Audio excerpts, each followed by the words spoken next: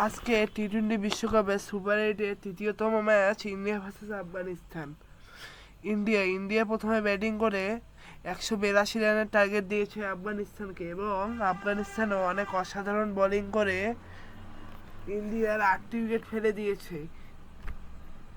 India প্রথমের দিকে ভালো করলেও মাঝখানে এসে আফগানিস্তানের বলাররা তাদেরকে চেপে ধরেছিল, এবং রাশিদ খান খুব ভালো বল করেছে, এবং শেষে এসে ফাজাল হক ফারুকি অনেক ভালো বল করেছে।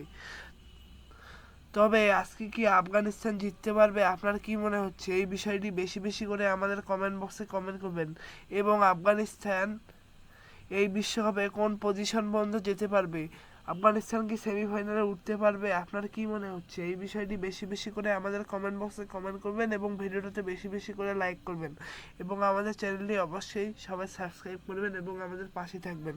সবাইকে ধন্যবাদ। আসসালামু আলাইকুম।